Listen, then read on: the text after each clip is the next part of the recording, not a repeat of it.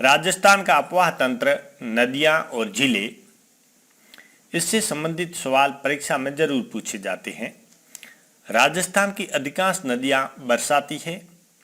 माही और चंबल ये दो बारहमासी नदियां हैं, बाकी सभी नदियां बरसाती नदियां हैं। और बरसाती नदियों में प्रमुख नदियां हैं लूणी और बनास। हम जानते हैं, यदि ये राजस्थान का नक्शा हम ऐसे लें तो ये अरावली की स्थिति है। इस प्रकार यह दक्षिण पश्चिम से उत्तर पूर्व की ओर स्थिति रखती है। तो ये राजस्थान की नदियों को दो भागों में बांटती है, एक अरावली से इस साइड में बहने वाली, दूसरी अरावली के इस तरफ बहने वाली। इस प्रकार अरावली राजस्थान में एक जल विभाजक का कार्य करती है। यहाँ मुख्यतः तीन प्रकार की नदियाँ हैं।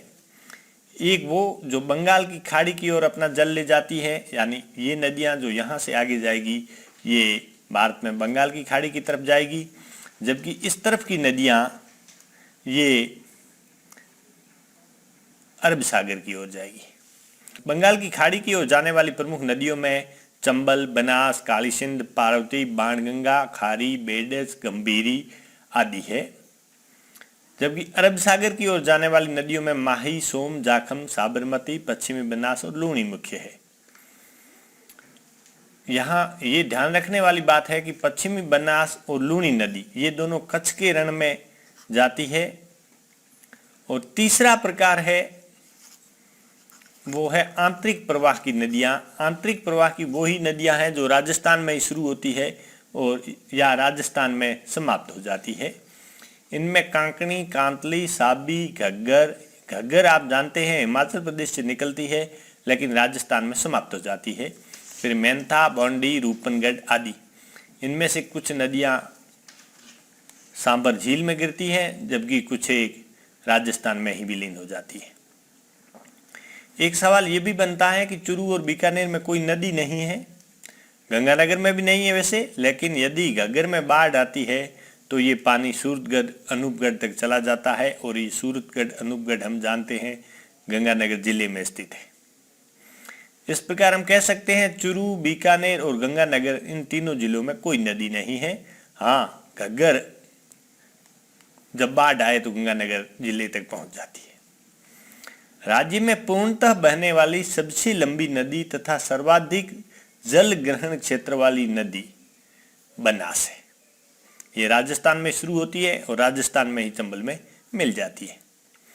राज्य की सबसे लंबी नदी और सर्वाधिक सतही जल वाली नदी चंबल है। ये सबसे लंबी भी है और सर्वाधिक सतही जल भी इसमें है। ध्यान दीजिए, सतही जल और जल ग्रहण क्षेत्र यानी इसकी सहायक नदियों का क्षेत्र बनास का ज्यादा है। कोटा संभाग में सर्वाधिक नदियां हैं। परीक्षा में एक सवाल यह भी पूछा जा सकता है कि किस संभाग में सर्वाधिक नदियां बहती है, तो उत्तर होगा कोटा। सर्वाधिक बांध किस नदी पर बने हैं, तो उत्तर होना चाहिए चंबल नदी पर।